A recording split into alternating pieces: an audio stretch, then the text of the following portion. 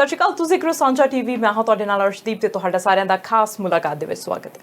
ਤੁਹਾਨੂੰ ਪਤਾ ਹੈ ਕਿ ਕੋਵਿਡ-19 ਨੂੰ ਲੈ ਕੇ BC ਨੂੰ ਹਰ ਤਰਫੋਂ ਸ਼ਾਬਾਸ਼ੀ ਮਿਲਦੀ ਰਹੀ ਹੈ, ਪਰ ਹੁਣ ਜਿਹੜੇ ਹਾਲਾਤ ਪੈਦਾ ਹੋ ਗਏ ਨੇ ਉਹਦੇ ਨਾਲ ਲੱਗਦਾ ਹੈ ਕਿ BC ਵੀ ਹੁਣ ਉਹਨਾਂ ਟਾਈਮ ਦੇ ਵਿੱਚ ਵਾਪਸ ਜਾਣ ਦੀ ਟਰਾਈ ਕਰ ਰਿਹਾ ਹੈਗਾ ਕਿ ਜਿੱਥੇ ਕੇਸ ਵੱਧ ਰਹੇ ਹੈਗੇ। ਸਾਨੂੰ ਕੇਸਾਂ ਨੂੰ ਘਟਾਉਣਾ ਹੈ, ਵਧਾਉਣਾ ਨਹੀਂ ਹੈਗਾ। ਅਸੀਂ BC ਨੂੰ ਦੁਬਾਰਾ ਕਰਵ ਜਿਹੜੀ ਹੈ ਉਹ ਉੱਪਰ ਨਹੀਂ ਲੈ ਕੇ ਜਾਣੀ। BC ਦੀ ਜਿਹੜੀ ਕਰਵ ਹੈ ਉਹ ਫਲੈਟ ਕਰਨੀ ਹੈ। ਕੀ ਕੁਝ ਹੋ ਰਿਹਾ BC ਸਰਕਾਰ ਕੀ ਕੁਝ ਕਰ ਰਹੀ ਹੈ ਕਰਵ ਨੂੰ ਫਲੈਟ ਕਰਨ ਦੇ ਲਈ, ਲੋਕਾਂ ਨੂੰ ਅਵੇਅਰ ਕਰਨ ਦੇ ਲਈ ਕੀ ਕੁਝ ਹੋਰ ਅਨਾਊਂਸਮੈਂਟਸ ਕੀਤੀਆਂ ਜਾ ਰਹੀਆਂ ਨੇ BC ਸਰਕਾਰ ਦੇ ਵੱਲੋਂ। ਇਸ ਸਭ ਬਾਰੇ ਗੱਲਬਾਤ ਕਰਨ ਦੇ ਲਈ ਅੱਜ ਮੇਰੇ ਨਾਲ ਸਟੂਡੀਓ ਦੇ ਵਿੱਚ ਪਹੁੰਚੇ ਹੋਏ ਨੇ MLA ਜਿਨੀ ਸਿਮਸ। ਆਓ ਉਹਨਾਂ ਦਾ ਸਵਾਗਤ ਕਰਦੇ ਹਾਂ ਤੇ ਉਹਨਾਂ ਦੇ ਨਾਲ ਗੱਲਬਾਤ ਕਰਦੇ ਹਾਂ। ਸਤਿ ਸ਼੍ਰੀ ਅਕਾਲ ਜੀ। ਜਿਨੀ, ਜਿੱਦਾਂ ਮੈਂ ਦੱਸਿਆ ਕਿ ਕੋਵਿਡ-19 ਦੇ ਕੇਸ ਵੱਧ ਰਹੇ ਨੇ, ਜਿਵੇਂ ਸਾਨੂੰ ਪਹਿਲਾਂ ਦੱਸਿਆ ਸੀ ਕਿ BC ਦੇ ਵਿੱਚ ਬਹੁਤ ਵਧੀਆ ਕਰ ਰਹੇ ਹੈਗੇ ਅਸੀਂ ਤੇ ਪਰ ਹੁਣ BC ਨੂੰ ਸਭ ਤੋਂ ਜ਼ਿਆਦਾ ਕਿਹਾ ਜਾ ਰਿਹਾ, ਦੇਖਿਆ ਜਾ ਰਿਹਾ BC ਦੇ ਵੱਲ ਕਿ ਕਿੰਨੇ ਕੇਸ ਰੋਜ਼ ਵੱਧ ਰਹੇ ਨੇ। 50 ਤੋਂ ਵੱਧ ਗਏ ਸੀ, 88 100 ਕੇਸ ਇੱਕ ਦਿਨ ਦੇ ਵਿੱਚ ਆਉਣ ਲੱਗ ਗਿਆ। ਕਿਸ ਤਰ੍ਹਾਂ ਗਵਰਨਮੈਂਟ ਲੈ ਰਹੀ ਹੈ ਇਹ ਸਭ ਨੂੰ? ਦੇਖੋ, ਜਦੋਂ ਕੋਵਿਡ-19 ਆਇਆ ਸੀਗਾ ਅਸੀਂ ਸਭ ਕੁਝ ਹੈਲਥ ਐਕਸਪਰਟਸ ਦੇ ਹੱਥ ਵਿੱਚ ਦੇ ਦਿੱਤਾ ਸੀਗਾ। ਡਾਕਟਰ ਬੌਨੀ ਹੈਨਰੀ ਉਹ ਗਾਈਡ ਕਰਦੇ ਆ। ਹੁਣ ਜਿਹੜੀ ਪਹਿਲਾਂ ਸਾਨੂੰ ਸਲਾਹ ਦਿੱਤੀ ਸੀਗੀ, ਰੂਲਸ ਬਣਾਏ ਸੀਗੇ, ਸਾਰਿਆਂ ਨੇ ਬਹੁਤ ਇਮਾਨਦਾਰੀ ਨਾਲ ਫੋਲੋ ਕੀਤੇ ਤੇ ਉਹਦੀ ਸ਼ਹਿ ਜਾਂਦੀ ਆ ਸਾਰੇ BC ਵਿੱਚ ਰਹਿਣ ਵਾਲਿਆਂ ਨੂੰ ਕਰਕੇ। ਉਹਨਾਂ ਨੇ ਮੰਨ ਲਿਆ ਵੀ ਕੋਵਿਡ ਹੈਗੀ ਆ, ਪੈਂਡੈਮਿਕ ਹੈਗੀ ਆ, ਹੈਲਥ ਕੇਅਰ ਹੈਗੀ ਆ। ਸਾਰੇ ਡਰੇ ਵੀ ਸੀਗੇ ਤੇ ਸਾਰਿਆਂ ਨੇ ਪੂਰੀ ਤਰ੍ਹਾਂ ਫੋਲੋ ਕੀਤਾ ਤਾਂ ਆਪਣੀ ਕਰਵ ਥੱਲੇ ਆ ਗਈ ਤੇ ਸਾਰੀ ਦੁਨੀਆ ਸਾਡੇ ਵੱਲ ਦੇਖਦੀ ਸੀਗੀ ਵੀ ਕਿਸ ਵਧੀਆ ਤਰੀਕੇ ਦੇ ਨਾਲ ਬਿਨਾਂ ਵੱਡੇ ਫਾਈਨਾਂ ਦੇ ਬਗੈਰ ਹੀ ਵੀ ਕਿੱਦਾਂ ਕਰ ਦਿੱਤਾ। ਮੈਂ ਕਹਿੰਦੀ ਹੁੰਦੀ ਸੀ ਉਹਨਾਂ ਦਿਨਾਂ ਦੇ ਵਿੱਚ ਡਾਕਟਰ ਬੌਨੀ ਨੇ ਸਾਨੂੰ ਕਿਹਾ ਤੁਸੀਂ ਇੰਨਾ ਕੁਛ ਕਰੋ, ਅਸੀਂ ਇੰਨਾ ਕੁਛ ਕੀਤਾ। ਹੁਣ ਜਦੋਂ ਸਾਡੀ ਕਰਵ ਐਨ ਆਲਮੋਸਟ ਫਲੈਟ ਹੋ ਗਈ ਸੀਗੀ, it was not only down, it was like very ਫਿਊ new cases every day. ਤਾਂ ਫਿਰ ਇਕੋਨਮੀ ਤਾਂ ਫਿਰ ਚੱਲਣੀ ਸੀਗੀ ਕਰਕੇ ਕੋਵਿਡ ਦਾ ਆਪਾਂ ਨੂੰ ਪਤਾ ਨਹੀਂ ਅਗਲੇ ਸਾਲ 2 ਸਾਲ ਵੀ ਇੱਥੇ ਹੀ ਹੋ ਸਕਦਾ ਹੈ ਜਿੰਨਾ ਚਿਕਰ ਐਂਟੀਬਾਇਓਟਿਕਸ ਨਹੀਂ ਆ ਜਾਂਦੇ, ਰਾਈਟ। ਤੇ ਇਸ ਕਰਕੇ ਆਪਾਂ ਨੂੰ ਪਰਹੇਜ਼ ਰੱਖਣਾ ਪੈਣਾ ਹੈ। ਜਿੱਦਾਂ ਇਕੋਨਮੀ ਖੁੱਲ੍ਹੀ ਆ ਫਿਰ ਲੋਕਾਂ ਨੇ ਕੰਮਾਂ 'ਤੇ ਵੀ ਜਾਣਾ ਸੀਗਾ, ਡੇ ਕੇਅਰ ਵੀ ਖੁੱਲ੍ਹ ਗਈਆਂ ਤੇ ਹੋਰ ਵੀ ਸੋਸਾਇਟੀ ਥੋੜ੍ਹੀ ਖੁੱਲ੍ਹ ਮਿਲ ਗਈ। ਜੋ ਸਾਨੂੰ ਡਾਕਟਰ ਬੌਨੀ ਹੈਨਰੀ ਨੇ ਕਿਹਾ, ਉਹਨੇ ਕਿਹਾ ਤੁਸੀਂ ਇੱਥੇ ਤੱਕ ਖੁੱਲ੍ਹ ਲੈ ਸਕਦੇ ਆ, ਪਰ 10% ਲੋਕ ਹੈਗੇ ਜਿਨ੍ਹਾਂ ਨੇ ਇੰਨੀ ਖੁੱਲ੍ਹ ਲੈ ਲਈ ਹੈ। ਉਹਦੇ ਨਾਲ ਕੇਸ ਵੱਧ ਰਹੇ ਆ। ਜਿਹੜੇ ਕੇਸ ਇਸ ਵਕਤ ਵੱਧ ਰਹੇ ਆ, ਜਿਸ ਤਰ੍ਹਾਂ ਮਿਨਿਸਟਰ ਡਿਕਸ ਨੇ ਵੀ ਕਿਹਾ ਆ, ਉਹ ਥਰੂ ਸੋਸ਼ਲ ਇੰਟਰੈਕਸ਼ਨ ਆ, ਪ੍ਰੀਵੈਂਟੇਬਲ ਹੈਗੇ ਆ। ਜੇ ਤੁਹਾਡੀ ਸਿਹਤ ਨਹੀਂ ਠੀਕ, ਘਰ ਰਵੋ, ਆਪਣੇ ਹੱਥ ਸਾਬਣ ਦੇ ਨਾਲ ਕਾਫੀ ਧੋਵੋ ਤੇ ਨਾਲੇ ਇੱਕ ਦੂਸਰੇ ਕੋਲੋਂ 6 ਫੁੱਟ ਦੂਰ ਰਵੋ। ਜੇ ਤੁਸੀਂ ਦੂਰ ਨਹੀਂ ਰਹਿ ਸਕਦੇ, ਗਰੋਸਰੀ ਸ਼ਾਪਸ ਜਾਣਾ, ਫਿਰ ਮਾਸਕ ਪਹਿਨ ਲਵੋ।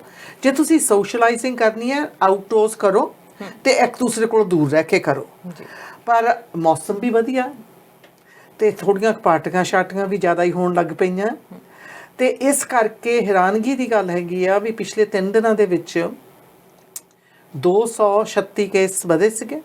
ਉਹਨਾਂ ਦੇ ਵਿੱਚੋਂ 149 ਫਰੇਜ਼ਰ ਹੈਲਥ ਦੇ ਵਿੱਚ ਸਾਨੂੰ ਧਿਆਨ ਦੇਣਾ ਪੈਣਾ। ਵੈਨਕੂਵਰ ਦੇ ਵਿੱਚ 65, ਫਰੇਜ਼ਰ ਹੈਲਥ ਦੇ ਵਿੱਚ 149। ਸੋ ਜੇ ਅਸੀਂ ਸੋਚੀਏ ਵੀ ਇਹਨੂੰ ਫਿਰ ਕਿਸ ਤਰ੍ਹਾਂ ਕੰਟਰੋਲ ਕਰਨਾ ਆ, ਕਿਸ ਤਰ੍ਹਾਂ ਪਰਹੇਜ਼ ਰੱਖਣਾ ਆ, ਆਪਣੇ ਕੋਲ ਕੋਈ ਹੱਲ ਆ। ਜੋ ਡਾਕਟਰ ਬੌਨੀ ਹੈਨਰੀ ਕਹਿੰਦੀ ਆ ਉਹ ਕਰੀਏ। ਸਭ ਤੋਂ ਵੱਡੀ ਗਰੋਥ ਇਸ ਵਕਤ ਹੋ ਰਹੀ ਆ ਬਿਟਵੀਨ 20 to 39 ਕਰਕੇ। ਜਿਹੜੀ ਇਹ ਪੀੜ੍ਹੀ ਹੈਗੀ ਆ ਇਹ ਸੋਚਦੀ ਆ ਵੀ ਇਹਨਾਂ 'ਤੇ ਕੋਈ ਅਸਰ ਨਹੀਂ ਪੈਣਾ। ਇਹ ਵੀ ਸਾਨੂੰ ਪਤਾ ਆ ਵੀ usually healthy part of the population ਹੈਗਾ ਆ। ਇਹ ਕਿ ਉਮਰ ਵੀ ਐਸੀ ਹੁੰਦੀ, ਤੁਸੀਂ ਸੋਚਦੇ ਵੀ ਸਾਨੂੰ ਤਾਂ ਕਦੀ ਕੁਛ ਹੋ ਹੀ ਨਹੀਂ ਸਕਦਾ। ਸਾਨੂੰ ਚੇਤਾ ਜਦੋਂ ਅਸੀਂ ਵੀ ਯੂਨੀਵਰਸਿਟੀ ਸੀਗੇ ਬਹੁਤ ਕੁਛ ਕੀਤਾ ਤੇ ਸੋਚਦੇ ਸੀ ਸਾਨੂੰ ਨਹੀਂ ਕੁਛ ਹੋਣਾ। ਹੁਣ ਇੱਕ ਤਾਂ ਮਨ ਵਿੱਚ ਇਹ ਆ ਗਿਆ, ਇੱਕ ਤਾਂ ਲੋਕ ਅੱਕ ਗਏ ਆ, ਇੱਕ ਲੋਕ ਕਹਿੰਦੇ ਚੱਲ ਨੰਬਰ ਥੱਲੇ ਹੋ ਗਏ ਆ, ਸੋਸ਼ਲਾਈਜ਼ ਕਰਦੇ ਆ। ਪਰ ਉਹਨਾਂ ਨੂੰ ਇਹ ਨਹੀਂ ਪਤਾ ਵੀ ਜਿਹੜਾ ਵਾਇਰਸ ਆ ਉਹ ਕਿਤੇ ਗਿਆ ਨਹੀਂ, ਉਹ ਅੱਗੇ ਨਾਲੋਂ ਜ਼ਿਆਦਾ ਫੈਲਿਆ ਆ। ਪਰ ਉਹ ਜਿਹੜਾ ਵਾਇਰਸ ਹੈਗਾ ਆ ਉਹ ਤਾਂ ਇੱਥੇ ਹੀ ਹੈਗਾ ਆ। ਸੋ ਜਦੋਂ ਤੁਸੀਂ ਸੋਸ਼ਲਾਈਜ਼ਿੰਗ ਵਧਾ ਦਿੱਤੀ, ਉਸ ਵਾਇਰਸ ਨੂੰ ਤੁਸੀਂ ਜਿੱਦਾਂ ਕਹਿੰਦੇ ਹੁੰਦੇ ਡਿਸ਼ ਸਾਇੰਟਿਸਟ ਦੀ ਹੁੰਦੀ ਆ, ਉਹ ਤੁਸੀਂ ਉਹਦੇ ਮੂਹਰੇ ਖਾਣਾ ਪਰੋਸ ਦਿੱਤਾ। ਜਦੋਂ ਤੁਸੀਂ ਖਾਣਾ ਪਰੋਸ ਦਿੱਤਾ ਤੇ ਉਹ ਫਿਰ ਵਧਣ ਲੱਗ ਪਿਆ। ਇਸ ਕਰਕੇ ਮੇਰੇ ਲਈ ਕੋਈ ਸਰਪ੍ਰਾਈਜ਼ ਹੈ ਨਹੀਂ ਜਦੋਂ ਮੈਂ ਬਾਹਰ ਜਾਂਦੀ ਹਾਂ, ਦੇਖਦੀ ਹਾਂ ਕੀ ਕੁਛ ਹੋ ਰਿਹਾ ਆ, ਵੀ ਇਹ ਵੱਧ ਰਿਹਾ ਆ।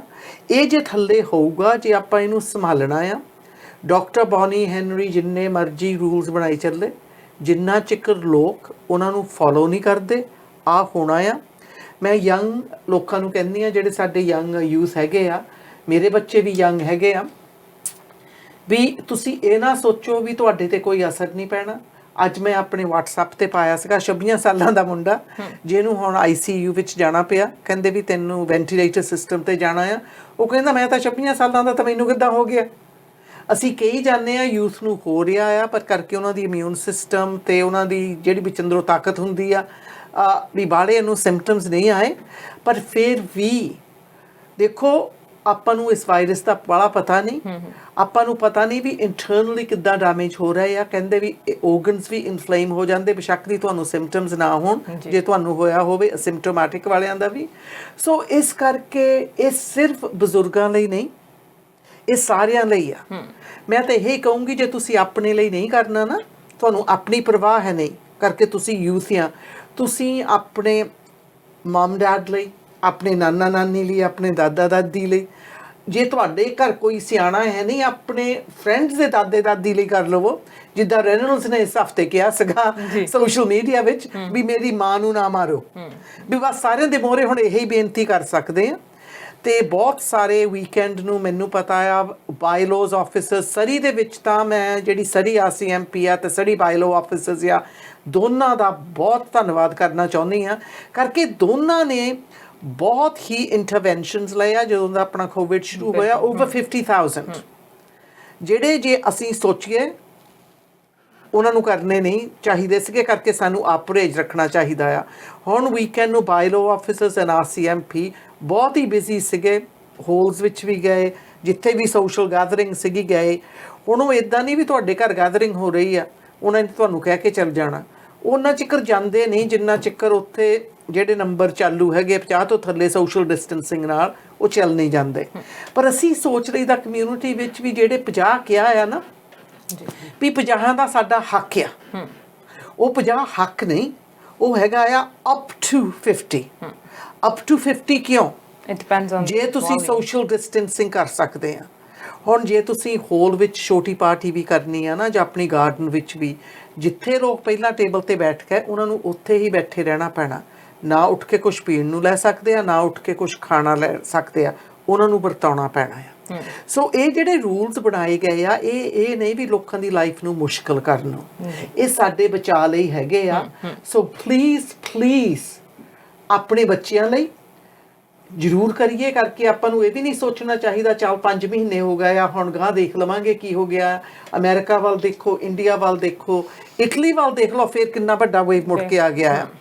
ਆਸਟ੍ਰੇਲੀਆ ਜਿਹੜੇ ਕਹਿੰਦੇ ਸੀ ਅਸੀਂ ਖਤਮ ਕਰ ਦਿੱਤਾ, ਨਿਊਜ਼ੀਲੈਂਡ, ਉੱਥੇ ਵੀ ਫੇਰ ਹੋ ਗਿਆ। ਕਰਕੇ ਜਦੋਂ ਤਾਂ ਅਸੀਂ ਪਰਹੇਜ਼ ਕਰਨਾ ਛੱਡ ਦਿੰਨੇ ਆ, ਇਹ ਵਾਇਰਸ ਫਿਰ ਉੱਥੇ ਬੈਠਾ ਵੇਟ ਕਰਦਾ, ਬਿਕਾਜ਼ ਵੈਕਸੀਨ ਨਹੀਂ ਹੈਗੀ ਹਜੇ ਤੱਕ, ਵੈਕਸੀਨ ਨਹੀਂ ਬਣੀ ਹੈਗੀ। ਜਿੰਨਾ ਚਿਰ ਵੈਕਸੀਨ ਨਹੀਂ ਮਿਲਦੀ ਅਸੀਂ ਇਹ ਵੀ ਨਹੀਂ ਕਹਿੰਦੇ ਵੀ 2-3 ਮਹੀਨਿਆਂ ਵਿੱਚ ਠੀਕ ਹੋ ਜਾਣਾ, ਇਹ ਸਾਲ 1.5 ਸਾਲ ਹੋਰ ਲੱਗ ਸਕਦਾ ਆ। ਸੋ ਇਸ ਕਰਕੇ ਵਾਇਰਸ ਨੇ ਸਾਡੇ ਲਈ ਨਹੀਂ ਐਡਜਸਟਮੈਂਟ ਕਰਨੀ, ਇਹ ਐਡਜਸਟਮੈਂਟ ਸਾਡੀ ਜ਼ਿੰਮੇਵਾਰੀ ਆ ਵੀ ਅਸੀਂ ਕਰੀਏ। ਤੇ ਕਈ ਤਾਂ ਲੋਕ ਮੈਂ ਸੁਣਿਆ ਕਹਿੰਦੇ ਵੀ ਸਰਕਾਰ ਨੂੰ ਆਹ ਕਰਨਾ ਚਾਹੀਦਾ, ਆਹ ਕਰਨਾ ਚਾਹੀਦਾ। ਦੇਖੋ ਹੈਲਥ ਆਫਿਸਰਸ ਨੇ ਲੋਜ਼ ਬਣਾਏ ਆ, ਉਹ ਕਾਨੂੰਨ ਆ, ਪਰ ਜੇ ਸਾਰੀ ਜਨਤਾ ਕਹਿ ਦੋਗੀ ਅਸੀਂ ਫੋਲੋ ਨਹੀਂ ਕਰਨਾ, ਜਿੰਨੇ ਮਰਜ਼ੀ ਕਾਨੂੰਨ ਹੋਣ ਕੋਈ ਫਾਇਦਾ ਨਹੀਂ ਹੋਣਾ।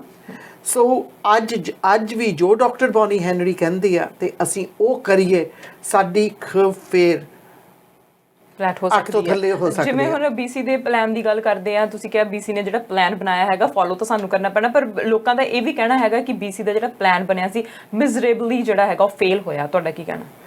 ਦੇਖੋ ਵੀ ਮੈਂ ਤਾਂ ਦਾਅਵੇ ਨਾਲ ਕਹੂੰਗੀ ਜੇ ਫੇਲ ਹੋਇਆ ਹੁੰਦਾ ਤੇ ਸਾਨੂੰ ਸਾਰੀ ਦੁਨੀਆ ਵਿੱਚ ਮਿਸਾਲ ਕਾਤੇ ਕਹਿੰਦੇ ਵੀ ਬਹੁਤ ਵਧੀਆ ਤਰੀਕੇ ਨਾਲ ਸੰਭਾਲਿਆ ਆ। ਤੇ ਹੁਣ ਜੇ ਥੋੜੇ 10% ਲੋਕਾਂ ਨੇ ਆਹ ਕੀਤਾ ਆ, ਹੁਣ ਦੇਖ ਲਓ 500 ਬੰਦਾ ਤਾਂ ਹਾਇਰ ਕੀਤਾ ਆ ਟੂ ਡੂ ਮੋਰ ਟ੍ਰੇਸਿੰਗ। ਬਾਕੀ ਇਨਫੋਰਸਮੈਂਟ ਆਫਿਸਰਸ ਰਾਤ ਦਿਨ ਤੁਰੇ ਫਿਰਦੇ, ਜਿੱਥੇ ਵੀ ਕੋਈ ਸ਼ਿਕਾਇਤ ਆਵੇ ਉਹ ਤਾਂ ਜਿੱਥੇ ਕੋਈ ਕੰਪਲੇਂਟ ਆਉਂਗੀ ਉੱਥੇ ਜਾਣਾ ਆ ਨਾ। ਪਰ ਮੈਂ ਕਹੂੰਗੀ ਜਦੋਂ ਹੈ ਨਾ ਅਸੀਂ ਪੈਂਡੈਮਿਕ ਦਾ ਸੋਚੀਏ, ਫਿਰ ਸਾਨੂੰ ਇਹ ਨਹੀਂ ਸੋਚਣਾ ਚਾਹੀਦਾ ਵੀ ਸਰਕਾਰ ਹੈਜ਼ ਫੇਲਡ। ਸਰਕਾਰ ਦਾ ਕੰਮ ਹੈਗਾ ਆ to put health protocols in place, to put the rules in place. ਤੇ ਪਰ ਜੇ ਅਸੀਂ ਫਿਰ ਕਹੀਏ ਵੀ ਸਾਨੂੰ ਕੋਈ ਪਰਵਾਹ ਨਹੀਂ, ਅਸੀਂ ਆਪਣੀ ਜਾਨ ਨੂੰ ਖਤਰੇ 'ਚ ਪਾਉਣਾ ਤੇ ਦੂਸਰਿਆਂ ਦੀਆਂ ਜਾਨਾਂ ਨੂੰ ਵੀ ਖਤਰੇ 'ਚ ਪਾਉਣਾ ਆ, ਫਿਰ ਹਰੇਕ ਜਿਹੜਾ ਕਾਨੂੰਨ ਇਨਫੋਰਸਮੈਂਟ ਕਰਨ ਵਾਲੇ ਆ ਉਹਨਾਂ ਲਈ ਵੀ ਮੁਸ਼ਕਲ ਹੋ ਜਾਂਦਾ ਆ। Health officers rules and regulations ਬਣਾਉਂਦੇ ਆ, ਸਰਕਾਰ ਬਣਾਉਂਦੀ ਆ, ਪਰ ਉਹਨਾਂ ਦੀ ਇਨਫੋਰਸਮੈਂਟ RCMP ਤੇ ਬਾਇਲੋ ਆਫਿਸਰਸ ਕਰਦੇ ਆ। ਪਰ ਦੇਖੋ ਆਪਾਂ ਕਾਰਾਂ ਚਲਾਈਦੀਆਂ ਆ, ਰੂਲਸ ਹੁੰਦੇ ਆ ਜੀ। ਜੇ ਅੱਜ ਸਾਰੇ ਜਾਣੇ 10% 20% ਲੋਕ ਕਰ ਲੈਣ ਵੀ ਅਸੀਂ ਤਾਂ ਰੂਲ ਫੋਲੋ ਹੀ ਨਹੀਂ ਕਰਨੇ, ਆਪਾਂ ਨੂੰ ਪਤਾ ਐਕਸੀਡੈਂਟ ਕਿੰਨੇ ਵੱਧ ਜਾਣੇ ਆ। 99.9% ਪੀਪਲ ਰੂਲਸ ਫੋਲੋ ਕਰਦੇ ਆ। ਜੇ ਆਪਾਂ ਕੋਵਿਡ ਬਾਰੇ ਵੀ ਨਾ ਰੂਲਸ ਫੋਲੋ ਕਰੀਏ, ਸਾਡੇ 99% 95% ਵੀ ਫੋਲੋ ਕਰ ਲੈਣ, ਫਿਰ ਆ ਵਾਧਾ ਨਾ ਹੋਊਗਾ ਵੀ ਜਿਹੜਾ ਇਸ ਵਕਤ ਹੋ ਰਿਹਾ ਆ। ਇਹਨਾਂ ਦਿਨਾਂ ਦੇ ਵਿੱਚ ਆ ਜਿਹੜਾ ਹੈਗਾ ਨਾ ਸਰਕਾਰ ਕੋਲ ਨਾ ਹੈਲਥ ਆਫਿਸਰਸ ਕੋਲ, ਉਹਨਾਂ ਕੋਲ ਕੋਈ ਰਿਟਨ ਮੈਨੂਅਲ ਹੈ ਨਹੀਂ ਵੀ ਆਹ ਹੋਊਗਾ, ਆਹ ਕਰਨਾ ਆ। ਸਾਰੇ ਸਿੱਖਦੇ ਆ, ਡੇਟਾ ਐਕਸਪਰਟਸ ਡੇਟਾ ਨੂੰ ਐਨਾਲਾਈਜ਼ ਕਰਦੇ ਆ, ਹੈਲਥ ਆਫਿਸਰ ਸਾਨੂੰ ਗਾਈਡ ਕਰਦੇ ਆ, ਫਿਰ ਤੇ ਗਾਂ ਪਲਾਨ ਬਣਦੇ ਆ। ਇਹ ਸਭ ਕੁਝ ਕੋਲੈਬੋਰੇਸ਼ਨ ਨਾਲ ਹੋ ਰਿਹਾ ਆ, ਸਾਰੇ ਰਲ ਮਿਲ ਕੇ ਕਰ ਰਹੇ ਆ। ਇਹਦੇ ਵਿੱਚ ਜ਼ਿੰਮੇਵਾਰੀ ਹਰ ਇੱਕ ਇਨਸਾਨ ਦੀ ਹੈਗੀ ਆ। ਤੇ ਮੈਂ ਕਹਿੰਦੀ ਹੁੰਦੀ ਜਿਹੜਾ ਬੰਦਾ ਅੱਗੇ ਆਪਾਂ ਕਹੀਦਾ ਹੁੰਦਾ ਜੇ ਤੁਸੀਂ ਸ਼ਰਾਬ ਪੀ ਕੇ ਕਾਰ 'ਚ ਬਹਿੰਦੇ ਆ ਨਾ, ਤੁਸੀਂ ਆਪਣੀ ਜਾਨ ਤਾਂ ਖਤਰੇ 'ਚ ਪਾਉਂਦੇ ਆ, ਪਰ ਤੁਸੀਂ ਬਾਕੀ ਜਿਹੜੇ ਸਾਰੇ ਲੋਕ ਆ ਉਹਨਾਂ ਦੀ ਜਾਨ ਵੀ ਖਤਰੇ 'ਚ ਪਾਉਂਦੇ ਆ। ਮੈਂ ਹੁਣ ਦਾਅਵੇ ਨਾਲ ਕਹਿੰਦੀ ਆ, ਜਿਹੜੇ ਹੁਣ ਸੋਚਦੇ ਆ ਵੀ ਸਾਨੂੰ ਤਾਂ ਕੁਛ ਹੋਇਆ ਨਹੀਂ, ਅਸੀਂ ਤਾਂ ਪਾਰਟੀਆਂ ਕਰੀ ਜਾਣੀਆਂ, ਅਸੀਂ ਇੱਥੇ 60 ਬੰਦੇ ਕਰ ਲਏ, ਇੱਥੇ 100 ਕਰ ਲੈ, ਇੱਥੇ ਸਾਰੀਆਂ ਹੋਰ ਪਾਰਟੀਆਂ ਹੋ ਗਈਆਂ, ਫਿਰ ਤੁਸੀਂ ਵੀ ਸਿਰਫ ਆਪਣੀ ਨਹੀਂ ਜਾਨ ਖਤਰੇ 'ਚ ਕਰਦੇ, ਜਿਨ੍ਹਾਂ ਨੂੰ ਤੁਸੀਂ ਆਪਣੇ ਘਰ ਜਾਂ ਬਾਹਰ ਸੱਦਦੇ ਉਹਨਾਂ ਦੀ ਜਾਨਾਂ ਨੂੰ ਵੀ ਖਤਰਾ ਆ। ਪਰ ਬਾਕੀ ਜਦੋਂ ਉਹਨਾਂ ਲੋਕਾਂ ਨੇ ਬਾਹਰ ਜਾ ਕੇ ਹੋਰਨਾਂ ਨੂੰ ਮਿਲਣਾ ਆ, ਉਹਨਾਂ ਦੀਆਂ ਜਾਨਾਂ ਨੂੰ ਵੀ ਤੁਸੀਂ ਖਤਰਾ ਪਾਉਂਦੇ ਆ। ਸੋ ਇਸ ਕਰਕੇ ਤੁਹਾਡੀ ਜ਼ਿੰਮੇਵਾਰੀ ਸਾਡੀ ਸਾਰਿਆਂ ਦੀ ਹੈਗੀ ਆ। ਬਿਲਕੁਲ, ਸਾਡੀ ਇੰਡੀਵਿਜੂਅਲੀ ਤੌਰ ਤੇ ਸਾਡੀ ਜ਼ਿੰਮੇਵਾਰੀ ਬਣਦੀ ਹੈ। ਸਰਕਾਰ ਜਿਹੜੀ ਹੈ ਉਹ ਕੰਮ ਕਰ ਰਹੀ ਹੈਗੀ ਆ। ਹੁਣ ਸਭ ਤੋਂ ਜ਼ਿਆਦਾ ਜਿਹੜੇ ਬੱਚੇ ਘਰਾਂ ਦੇ ਵਿੱਚ ਬੈਠੇ ਹੈਗੇ ਆ, ਉਹਨਾਂ ਦੀ ਫਿਕਰ ਹੈਗੀ ਆ, ਕਿਉਂਕਿ ਬੱਚੇ ਸਕੂਲ ਨਹੀਂ ਜਾ ਰਹੇ, ਗੈਟ ਟੂਗੈਦਰ ਆਪਣੇ ਫਰੈਂਡਸ ਦੇ ਨਾਲ ਨਹੀਂ ਕਰ ਰਹੇ, ਉਹਨਾਂ ਦੀ ਪੜ੍ਹਾਈ ਤੇ ਇਫੈਕਟ ਹੋ ਰਿਹਾ। ਇਹਨੂੰ ਦੇਖਦੇ ਹੋਏ BC ਦੇ ਸਕੂਲ ਬੰਦ ਨਹੀਂ ਵੀ ਰਹੇ, ਇੰਨੇ ਪਹਿਲਾਂ ਵੀ ਉਹਨਾਂ ਨੇ ਖੋਲ੍ਹਿਆ ਹੈਗਾ, ਫਰੇਮਵਰਕ ਤਿਆਰ ਕੀਤਾ ਉਹਨਾਂ ਨੇ ਕਿਸ ਤਰ੍ਹਾਂ ਜਿਹੜਾ ਹੈ ਅੱਗੇ ਜਿਹੜੇ ਸਕੂਲ ਖੋਲ੍ਹੇ ਜਾਣਗੇ ਸੈਪਟੈਂਬਰ ਦੇ ਵਿੱਚ। 8 ਤਰੀਕ ਨੂੰ ਸਾਡੇ ਐਜੂਕੇਸ਼ਨ ਮਿਨਿਸਟਰ ਨੇ ਅਨਾਉਂਸ ਕੀਤਾ ਸੀ ਕਿ 8 ਤਰੀਕ ਨੂੰ ਸਕੂਲ ਖੋਲ੍ਹੇ ਜਾਣਗੇ, ਪਰ ਹੁਣ 2 ਦਿਨਾਂ ਦੀ ਡਿਲੇ ਤੋਂ ਬਾਅਦ ਖੋਲ੍ਹੇ ਜਾਣਗੇ, ਓਰੀਐਂਟੇਸ਼ਨ ਹੋਣ ਜਾ ਰਹੀ ਹੈਗੀ ਹੈ। ਸੋ ਹੁਣ ਤੁਹਾਨੂੰ ਕੀ ਲੱਗਦਾ ਹੈ ਕਿ ਇਹ ਸਹੀ ਫੈਸਲਾ ਹੈ ਕਿ ਬੱਚਿਆਂ ਨੂੰ ਸਕੂਲ 'ਚ ਵਾਪਸ ਬੁਲਾਇਆ ਜਾਵੇ? ਦੇਖੋ, ਸਹੀ ਫੈਸਲਾ ਗਲਤ ਫੈਸਲਾ, ਇਹ ਪਹਿਲਾਂ ਸਭ ਤੋਂ ਵੱਡੀ ਡਿਸੀਜਨ ਮੇਕਰ ਹੈਗੀ ਸਾਡੀ ਹੈਲਥ ਆਫਿਸਰ, ਤੇ ਉਹ ਸਿਰਫ ਡਾਕਟਰ ਬੌਨੀ ਹੈਨਰੀ ਨਹੀਂ, ਜਿਹੜੀ ਉਹਦੀ ਸਾਰੀ ਟੀਮ ਆ, ਤੇ ਉਹਨਾਂ ਨੂੰ ਸ਼ਹਿ ਦਿੰਦੇ ਆ ਵੀ ਉਹਨਾਂ ਨੇ ਸੋਚਿਆ ਵੀ ਹੈਲਥ ਖੈਰ ਦਾ ਸੋਚਦੇ ਆ। ਇੱਕ ਜਿਹੜੀ ਬੱਚਿਆਂ ਦੇ ਮੈਂਟਲ ਹੈਲਥ ਇਸ਼ੂਜ਼ ਤੇ ਵੀ ਫਰਕ ਪੈਂਦਾ ਆ ਵੀ ਕਿੰਨਾ ਚਿਰ ਤੁਸੀਂ ਬੱਚਿਆਂ ਨੂੰ ਘਰ ਬਿਠਾ ਲਓਗੇ। ਜਦੋਂ ਸਾਡੀ ਵੈਨ ਥੱਲੇ ਹੋ ਗਈ ਸੀਗੀ, ਉਦੋਂ ਪਹਿਲਾਂ ਦੀ ਪਿਛਲੇ ਮਾਰਚ ਦੀ ਪਲਾਨਿੰਗ ਹੋ ਰਹੀ ਆ ਵੀ ਜਦੋਂ ਸਕੂਲ ਖੁੱਲ੍ਹਣਗੇ ਕਿਸ ਤਰੀਕੇ ਦੇ ਨਾਲ ਖੁੱਲ੍ਹਣਗੇ। ਆਪਾਂ ਬਾਜੇ ਵੇਲੇ ਸੋਚ ਲਈਦਾ ਵੀ ਮਿਨਿਸਟਰ ਨੇ ਉੱਠ ਕੇ ਅਨਾਊਂਸਮੈਂਟ ਕਰ ਦਿੱਤਾ, ਪਰ ਪਹਿਲਾਂ ਸਟੀਅਰਿੰਗ ਕਮੇਟੀ ਬਣਾਈ ਗਈ ਸੀਗੀ, ਉੱਥੇ BC ਟੀਚਰਸ ਫੈਡਰੇਸ਼ਨ, ਸਾਰੇ ਟੀਚਰਸ ਦੇ ਰਿਪਰੈਜ਼ੈਂਟੇਟਿਵ ਵੀ ਉੱਥੇ ਹੀ ਸੀਗੇ, ਪੈਰੈਂਟਸ ਦੇ ਰਿਪਰੈਜ਼ੈਂਟੇਟਿਵ ਵੀ ਉੱਥੇ ਹੀ ਸੀਗੇ, ਤੇ ਪ੍ਰਿੰਸੀਪਲਸ, ਵਾਈਸ ਪ੍ਰਿੰਸੀਪਲ, ਸੁਪਰਇੰਟੈਂਡੈਂਟਸ ਤੇ ਸਕੂਲ ਬੋਰਡਸ, ਸਾਰੇ ਰਿਪਰੈਜ਼ੈਂਟੇਟਿਵਸ ਦੀ ਸਟੀਅਰਿੰਗ ਕਮੇਟੀ ਨੇ ਡਿਸੀਜਨ ਬਣਾਇਆ। ਪਹਿਲਾਂ ਪ੍ਰੋਟੋਕੋਲ ਤਾਂ ਆਇਆ ਹੈਲਥ ਕੇਅਰ ਤੋਂ, ਉਹ ਪ੍ਰੋਟੋਕੋਲ ਦੇਖ ਕੇ ਫਿਰ ਉਹ ਪਲਾਨਿੰਗ ਬਣਾਉਣ ਲੱਗ ਪਏ ਵੀ ਇਹ ਸਕੂਲਾਂ ਤੇ ਕਿੱਦਾਂ ਲਾਗੂ ਹੋਣਗੇ, ਤੇ ਉਹਨਾਂ ਨੇ ਪਲਾਨਿੰਗ ਸ਼ੁਰੂ ਕਰ ਦਿੱਤੀ। ਪਰ ਜਿਹੜੇ ਸਕੂਲ ਹੈਗੇ ਆ ਬਹੁਤ ਹੀ ਡਿਫਰੈਂਟ ਆ, ਡਿਫਰੈਂਟ ਇਲਾਕਿਆਂ ਦੇ ਵਿੱਚ ਉਹਨਾਂ ਦੀਆਂ ਸਟਰਕਚਰ ਵੀ ਡਿਫਰੈਂਟ ਆ ਤੇ ਮੇਕਅਪ ਵੀ ਡਿਫਰੈਂਟ ਆ। ਇਸ ਕਰਕੇ ਜਦੋਂ ਸਟੀਅਰਿੰਗ ਕਮੇਟੀ ਨੇ ਫਰੇਮਵਰਕ ਬਣਾ ਲਿਆ, ਉਹ ਫਿਰ ਸਕੂਲਾਂ ਨੂੰ ਦੇ ਦਿੱਤਾ। ਹੁਣ ਸਰੀ ਸਕੂਲ ਡਿਸਟ੍ਰਿਕਟ ਨੇ ਅੱਜ ਆਪਣਾ ਪਲਾਨ ਅਨਾਊਂਸ ਕੀਤਾ ਹੈ। ਉੱਥੇ ਹੁਣ ਸਰੀ ਦੇ ਵਿੱਚ ਸਰੀ ਦਾ ਪਲਾਨ ਬਣਿਆ ਆ, ਉਹਦੇ ਵਿੱਚ ਵੀ teachers, parents, principals, vice principal, superintendents, QP ਸਾਰੇ ਬੈਠ ਕੇ ਕੋਲੈਬੋਰੇਟਿਵਲੀ ਕੰਮ ਕਰ ਰਹੇ ਆ। ਕਰਕੇ ਹੈਲਥ ਕੇਅਰ ਇਸ਼ੂ ਆ, ਜਿਹੜਾ ਹੈਲਥ ਆਫਿਸਰ ਆ ਡਾਕਟਰ ਬੌਨੀ ਹੈਨਰੀ, ਉਹ ਸਾਨੂੰ ਹੈਲਥ ਐਡਵਾਈਸ ਦੇ ਰਹੀ ਆ, ਪਰ ਉਹਨੂੰ ਨਹੀਂ ਪਤਾ ਸਕੂਲ ਕਿੱਦਾਂ ਚੱਲਦੇ ਆ, ਵੀ ਸਕੂਲਾਂ ਵਿੱਚ ਕੀ ਹੁੰਦਾ ਆ, ਵੀ ਸਕੂਲਾਂ ਦੇ ਵਿੱਚ ਕੀ ਮਜਬੂਰੀਆਂ ਆ, ਕੀ ਪਾਬੰਦੀਆਂ ਆ। ਸੋ ਇਸ ਕਰਕੇ ਆ ਜਿਹੜੀ ਸਾਰੀਆਂ ਲੋਕਲ ਟੀਮਸ ਆ, ਉਹ ਰਾਤ ਦਿਨ ਇਸ ਵਕਤ ਕੰਮ ਕਰ ਰਹੇ ਆ, ਉਹਨਾਂ ਦਾ ਬਹੁਤ ਦਿਲੋਂ ਧੰਨਵਾਦ ਕਰਦੀ ਆ। ਤੇ ਇਸ ਕਰਕੇ ਵੀ ਅਸੀਂ ਇਹ ਵੀ ਲੋਕ ਚਾਹੁੰਦੇ ਆ ਵੀ ਸਾਨੂੰ ਡੈਫੀਨਿਟ ਦੇਵੋ। ਦੇਖੋ, ਮੈਂ ਸੋਚਦੀ ਸੀਗੀ ਜਦੋਂ ਸਾਰੇ ਕਹੀ ਜਾਂਦੇ ਨਹੀਂ ਸਕੂਲ ਦੱਸੋ ਕਦੋਂ ਖੁੱਲ੍ਹਣੇ ਆ, ਜਦੋਂ ਪੁਰਾਣੇ ਦਿਨਾਂ 'ਚ ਵੀ ਸਕੂਲ ਖੋਲ੍ਹਦੇ ਸੀਗੇ ਕੋਵਿਡ ਤੋਂ ਪਹਿਲਾਂ, ਉਦੋਂ ਵੀ ਪਹਿਲੇ ਦਿਨ ਨਿਆਣੇ ਘੰਟੇ ਲਈ ਸਕੂਲ ਨੂੰ ਜਾਂਦੇ ਸੀ ਜੀ, ਰਾਈਟ, ਬਿਲਕੁਲ। ਤੇ ਹਾਈ ਸਕੂਲ ਬੱਚਿਆਂ ਨੂੰ ਬਾਜੀ ਵੇਲੇ ਪੂਰਾ ਹਫਤਾ ਲੱਗ ਜਾਂਦਾ ਸੀ ਜੇ ਟਾਈਮ ਟੇਬਲ ਨਹੀਂ ਬਣੇ ਸੀਗੇ ਸਕੂਲ ਜਾਣ ਨੂੰ। ਐਤਕੀ ਤਾਂ ਆਪਾਂ ਕੋਵਿਡ ਨੂੰ ਵੀ ਵਿੱਚ ਐਡਜਸਟਮੈਂਟ ਕਰਨਾ ਆ, ਸੋ ਪਲਾਨਿੰਗ ਹੋ ਰਹੀ ਆ। ਸੇਫਟੀ ਇਜ਼ ਫਰਸਟ, ਹੁਣ ਮਾਸਕਸ ਕਹਿ ਦਿੱਤਾ ਹੋਲਵੇ ਦੇ ਵਿੱਚ ਮੈਂਡੇਟਰੀ ਆ, ਬੱਸਾਂ ਦੇ ਵਿੱਚ ਮੈਂਡੇਟਰੀ ਆ। ਜੇ ਕੋਈ ਮਾਸਕ ਕਲਾਸਰੂਮ ਵਿੱਚ ਵੀ ਪੜ੍ਹਨਾ ਚਾਹੁੰਦਾ ਉਹਦੇ ਵਿੱਚ ਕੋਈ ਪਾਬੰਦੀਆਂ ਨਹੀਂ ਹੋਣੀਆਂ।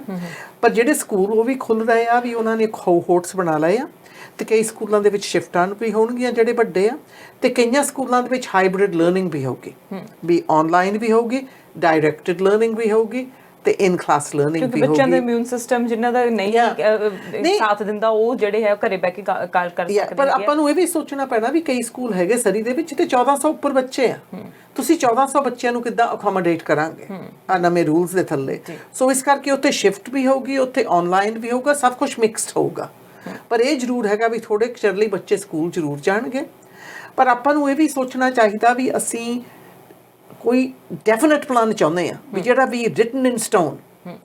ਪੈਂਡੈਮਿਕ ਜਦੋਂ ਤੁਹਾਡੇ ਆਲੇ ਦੁਆਲੇ ਹੈਲਥ ਹੋਵੇ ਉਦੋਂ ਤਾਂ ਐਵਰੀਥਿੰਗ ਚੇਂਜਸ ਐਵਰੀ 10 ਮਿੰਟਸ, ਬਾਜੀ ਵੇਲੇ ਆਫਟਰ 5 ਮਿੰਟਸ। ਸੋ ਪੈਂਡੈਮਿਕ ਦੇ ਵਿੱਚ ਆਪਾਂ ਨੂੰ ਫਲੈਕਸੀਬਲ ਰਹਿਣਾ ਪੈਣਾ ਆ। ਆ ਜਿਹੜਾ ਪਲਾਨ ਬਣਾਇਆ ਆ, ਅੱਜ ਸਰੀ ਨੇ ਵੀ ਰਿਲੀਜ਼ ਕੀਤਾ ਆ, they saying it's not final, nothing is final, but this is where they are to now. ਵੀ ਇਸ ਤਰੀਕੇ ਦੇ ਨਾਲ ਅਸੀਂ ਸਕੂਲ ਖੋਲ੍ਹਣੇ ਆ, ਅਸੀਂ ਪੂਰਾ ਪਰਹੇਜ਼ ਰੱਖਣਾ ਆ ਅਸੀਂ ਐਡਜਸਟਮੈਂਟਸ ਕੀਤੀਆਂ ਆ। ਪਰ ਆਪਾਂ ਨੂੰ ਫਿਰ ਵੀ ਪਤਾ ਨਹੀਂ ਵੀ ਗਾਂ ਆਉਂਦੇ ਹਫਤੇ 2 ਹਫਤੇ ਵਿੱਚ ਕੀ ਹੋਊਗਾ, ਕਿਉਂਕਿ ਟੀਚਰ ਵੀ ਹੋਰ ਟਾਈਮ ਮੰਗ ਰਹੇ ਆ, ਕਹਿ ਰਹੇ ਆ ਕਿ ਸਾਨੂੰ ਹੋਰ ਟਾਈਮ ਚਾਹੀਦਾ ਹੈਗਾ ਆ, ਸਾਨੂੰ ਹੋਰ ਪਲਾਨ ਬਣਾਉਣ ਦੇ ਲਈ। ਉਹ ਤਾਂ ਪੂਰੀ ਉਹਨਾਂ ਦੇ ਨਾਲ ਕੋਲੈਬੋਰੇਸ਼ਨ ਹੋ ਰਹੀ ਆ। ਟੀਚਰਸ ਨੂੰ ਸਾਈਡਲਾਈਨ ਨਹੀਂ ਕੀਤਾ ਗਿਆ, ਉਹ ਟੇਬਲ ਤੇ ਆ, they are part of the planning. ਤੇ ਉਹ ਪ੍ਰੋਫੈਸ਼ਨਲਸ ਆ ਜਿਹੜੇ ਟੀਚਰਸ ਹੈਗੇ, ਉਹ ਸਾਨੂੰ ਦੱਸ ਸਕਦੇ ਵੀ ਕੀ ਕੰਮ ਕਰੂਗਾ ਕਲਾਸਰੂਮ ਵਿੱਚ, ਕੀ ਨਹੀਂ ਕੰਮ ਕਰਨਾ। ਪਰ ਜੇ ਅਸੀਂ ਚਾਹੁੰਦੇ ਆ ਵੀ ਜੋ ਕੁਛ ਹੋ ਜਾਵੇ ਜਿਹੜਾ ਜਨਵਰੀ 'ਚ ਸੀਗਾ ਜਾਂ ਦਸੰਬਰ ਵਿੱਚ ਸੀਗਾ, ਉਹ ਨਹੀਂ ਹੋਣਾ। ਤੇ ਨਾ ਹੀ ਹਰੇਕ ਸਕੂਲ ਡਿਸਟ੍ਰਿਕਟ ਦਾ ਪਲਾਨ ਥੋੜਾ ਡਿਫਰੈਂਟ ਹੋਊਗਾ। ਉਹਨਾਂ ਦੀ ਐਂਟਰੀ ਵੀ ਐਡਜਸਟਮੈਂਟ ਉਹਨਾਂ ਨੇ ਆਪਣੇ ਏਰੀਆ ਇਲਾਕੇ ਲਈ ਐਡਜਸਟ ਕੀਤੀ ਹੋਊਗੀ। ਤੇ ਜਿਹੜੇ ਕਲਾਸਰੂਮਸ ਆ they will look different depending on where you ਆ। ਨਾਲ ਹੁਣ ਹਸਪੀਟਲ ਦੀ ਜੇ ਗੱਲ ਕਰ ਲਈਏ ਤਾਂ ਹਸਪੀਟਲ ਦੇ ਵਿੱਚ ਇੱਕ ਕੈਂਸਰ ਯੂਨਿਟ ਜਿਹੜਾ ਬਣਾਇਆ ਜਾ ਰਿਹਾ ਹੈਗਾ ਆ, ਉਹਦੇ ਬਾਰੇ ਦੱਸੋ ਕਿ ਉਹ ਕਿਸ ਤਰ੍ਹਾਂ ਹੋਵੇਗਾ, ਨਵੇਂ ਹਸਪੀਟਲ ਦੇ ਵਿੱਚ ਹੋਵੇਗਾ, ਤੇ ਕਦੋਂ ਤੱਕ ਜਿਹੜਾ ਨਵਾਂ ਹਸਪੀਟਲ ਹੈ ਸਾਡੇ ਸਾਹਮਣੇ ਆਊਗਾ, ਕਦੋਂ ਤੱਕ ਉੱਤੇ ਕੰਮ ਸ਼ੁਰੂ ਹੋਊਗਾ? ਥੈਂਕ ਯੂ ਜੀ। ਦੇਖੋ ਜਿਹੜਾ ਨਵਾਂ ਹਸਪਤਾਲ ਆ, ਸਾਡੀ ਕਮਿਟਮੈਂਟ ਸੀਗੀ, ਜਿਹੜੀ ਪਹਿਲੀ ਸਰਕਾਰ ਸੀਗੀ ਉਹ ਤਾਂ ਜ਼ਮੀਨ ਵੇਚ ਕੇ ਵੀ ਚੱਲ ਗਏ ਸੀਗੇ, ਉਹ ਵੀ ਸਸਤੇ ਮੁੱਲ ਤੇ। ਅਸੀਂ ਪਹਿਲਾਂ ਜਦੋਂ ਆਏ ਸੀਗੇ ਸਾਡੀ ਕਮਿਟਮੈਂਟ ਸੀਗੀ ਸਾਰੇ MLAਆਂ ਦੀ, ਤੇ ਅਸੀਂ ਪ੍ਰੀਮੀਅਰ ਦੇ ਉੱਪਰ ਵੀ ਪ੍ਰੈਸ਼ਰ ਰੱਖਿਆ, ਤੇ ਪ੍ਰੀਮੀਅਰ ਨੇ ਵੀ ਪਹਿਲਾਂ ਆਪ ਕਮਿਟਮੈਂਟ ਕਰਕੇ ਗਏ ਸੀਗੇ ਵੀ ਇੱਥੇ ਹਸਪਤਾਲ ਬਣੂਗਾ। ਤੇ ਸਾਰਿਆਂ ਨੇ ਰਲ ਮਿਲ ਕੇ ਅਸੀਂ ਆਪਣੇ ਵਾਅਦੇ ਪੂਰੇ ਕੀਤੇ ਆ। ਉਹ ਕਨਸੈਪਟ ਪਲਾਨ ਪੂਰਾ ਹੋ ਗਿਆ, ਜ਼ਮੀਨ ਆਪਾਂ ਨੂੰ ਪਤਾ ਹੁਣ ਕਿੱਥੇ ਬਣਨਾ ਆ, ਕਲੋਵਰਡੇਲ ਦੇ ਵਿੱਚ। ਤੇ ਬਿਜ਼ਨਸ ਪਲਾਨ ਇਸ ਵਕਤ ਬਣ ਰਿਹਾ ਆ। ਬਾਈ ਕ੍ਰਿਸਮਸ ਉਹ ਸੂਨ ਆਫਟਰ ਫਿਰ ਜਾਊਗਾ ਟੂ ਪ੍ਰੋਕਿਉਰਮੈਂਟ, ਤੇ ਪ੍ਰੋਕਿਉਰਮੈਂਟ ਜਦੋਂ ਹੋ ਜਾਊਗੀ ਦੈਨ ਸਟਾਰਟਸ ਦ ਬਿਲਡਿੰਗ। ਪਰ ਬਹੁਤ ਖੁਸ਼ੀ ਹੋਈ ਸੀ ਮੈਨੂੰ। ਦੇਖੋ ਕੈਂਸਰ ਨਾਂ ਤੋਂ ਹਰੇਕ ਇਨਸਾਨ ਡਰਦਾ, ਬਿਲਕੁਲ। ਆਪਾਂ ਬਹੁਤ ਸਾਰੇ ਹੈਗੇ ਆ, ਮੈਂ ਆਪ ਕਹਿੰਦੀ ਆ, ਜਿਨ੍ਹਾਂ ਨੂੰ ਕੈਂਸਰ ਨੇ ਬਹੁਤ ਕਰੀਬੀ ਨਾਲ ਟੱਚ ਕੀਤਾ ਆ। ਸਾਡਾ ਜਿਹੜਾ ਪ੍ਰੀਮੀਅਰ ਆ ਉਹ ਵੀ ਕੈਂਸਰ ਸਰਵਾਈਵਰ ਆ, ਸਾਡੀ ਡੈਪੂਟੀ ਪ੍ਰੀਮੀਅਰ ਵੀ ਕੈਂਸਰ ਸਰਵਾਈਵਰ ਆ, ਰਾਈਟ। ਤੇ ਮੈਂ ਕਹਿ ਦਊਂਗੀ ਮੇਰੀ ਬੇਟੀ ਵੀ ਕੈਂਸਰ ਸਰਵਾਈਵਰ ਆ, ਰਾਈਟ। ਤੇ ਸਾਡੇ ਘਰ ਵਿੱਚ ਮੇਰੇ ਮਾਮੇ ਤੇ ਮੇਰੀ ਮਾਸੀ ਨੂੰ ਵੀ ਕੈਂਸਰ ਸੀਗਾ। ਤੇ ਇਸ ਕਰਕੇ ਜਦੋਂ ਪਤਾ ਲੱਗਾ ਵੀ ਜਿਹੜਾ ਸਰੀ ਦਾ ਨਵਾਂ ਹਸਪਤਾਲ ਬਣਨਾ ਆ, ਉਹਦੇ ਵਿੱਚ state of the art, the latest cancer treatment research centre ਹੋਊਗਾ। ਤੇ ਉਹਦੇ ਨਾਲ ਖੁਸ਼ੀ ਹੋਈ ਕਰਕੇ ਇਸ ਰੀਜਨ ਲਈ ਲੋਕ ਜਿਹੜੇ ਰਹਿੰਦੇ, ਜਿਹੜੀਆਂ ਉਹਨਾਂ ਨੂੰ ਹੁਣ ਮੁਸ਼ਕਲਾਂ ਸਹਿਣੀਆਂ ਪੈਂਦੀਆਂ, ਬ੍ਰਿਜਾਂ ਪਾਰ ਕਰਕੇ ਵੈਨਕੂਵਰ ਜਾਣਾ ਪੈਂਦਾ ਜਾਂ ਉੱਧਰ ਜਾਣਾ ਪੈਂਦਾ ਆ, ਉਹਨਾਂ ਦੇ ਲਈ ਉਹਨਾਂ ਨੂੰ ਹੈਲਥ ਕੇਅਰ ਇਸ ਰੀਜਨ ਵਿੱਚ ਮਿਲੂਗੀ। ਸਿਰਫ ਸਰੀ ਵਾਲਿਆਂ ਨੂੰ ਨਹੀਂ, ਬਾਕੀ ਜਿਹੜੇ ਵੀ ਸਾਰੇ ਇੱਥੇ ਰਹਿੰਦੇ ਆ। ਦੇਖੋ ਜਦੋਂ ਹਸਪਤਾਲ ਬਣਾਉਣਾ ਸੀਗਾ, ਪਹਿਲਾਂ ਕਨਸੈਪਟ ਪਲਾਨਿੰਗ ਵਿੱਚ ਇਹ ਹੁੰਦਾ ਵੀ ਸਾਨੂੰ ਇਸ ਹਸਪਤਾਲ ਦੇ ਵਿੱਚ ਕਿਸ ਤਰ੍ਹਾਂ ਦੀਆਂ ਸਹੂਲਤਾਂ ਚਾਹੀਦੀਆਂ ਆ। ਉਦੋਂ ਆਈਡੈਂਟੀਫਾਈ ਕੀਤਾ ਗਿਆ ਸੀਗਾ ਵੀ ਵਿੱਚ ਕੈਂਸਰ ਸੈਂਟਰ ਦੀ ਬਹੁਤ ਹੀ ਸਖਤ ਜ਼ਰੂਰਤ ਹੈਗੀ ਆ। ਤੇ ਉਹ ਫਿਰ ਟ੍ਰੈਜਰੀ ਬੋਰਡ ਕੋਲ ਗਏ ਤੇ ਉਹਨਾਂ ਨੂੰ ਅਪਰੂਵਲ ਮਿਲ ਗਿਆ ਤੇ ਅਨਾਉਂਸਮੈਂਟ ਹੋ ਗਈ ਹੈ।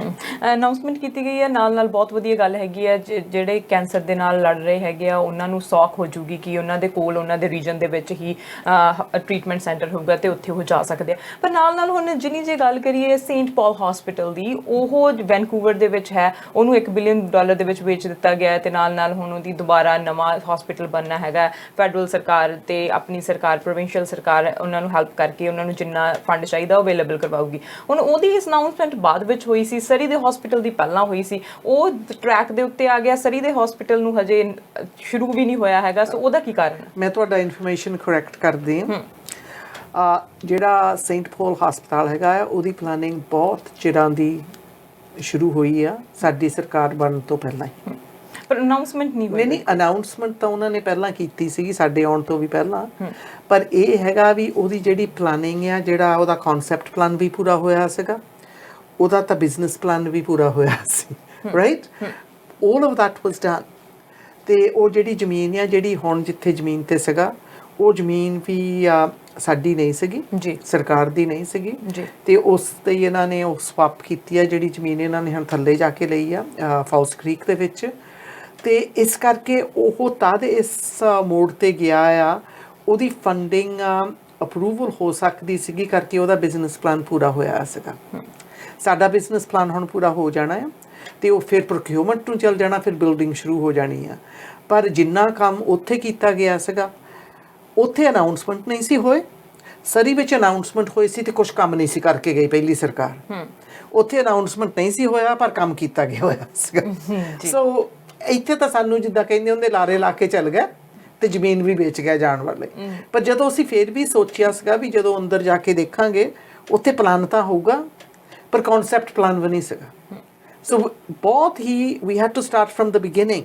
ਇਹ ਸ਼ਹਿ ਜਾਂਦੀ ਆ ਏਡਰੀਅਨ ਡਿਕਸ ਨੂੰ ਤੇ ਫਰੇਜ਼ਰ ਹੈਲਥ ਨੂੰ, ਕਰਕੇ ਜਿਹੜੇ ਕਨਸੈਪਟ ਪਲਾਨ ਨੂੰ 2 ਸਾਲ ਲੱਗ ਜਾਂਦੇ, ਉਹਨਾਂ ਨੇ ਬਹੁਤ ਛੇਤੀ ਕਰ ਦਿੱਤਾ ਸੀਗਾ। and business plan, everything is moving super fast. ਬਿਲਕੁਲ ਉਡੀਕ ਹੈ ਸਾਨੂੰ ਸਾਰਿਆਂ ਨੂੰ ਕਿ ਕਦੋਂ ਸਾਡੀਆਂ ਵੇਟਸ ਜਿਹੜੀਆਂ ਘਟਣਗੀਆਂ।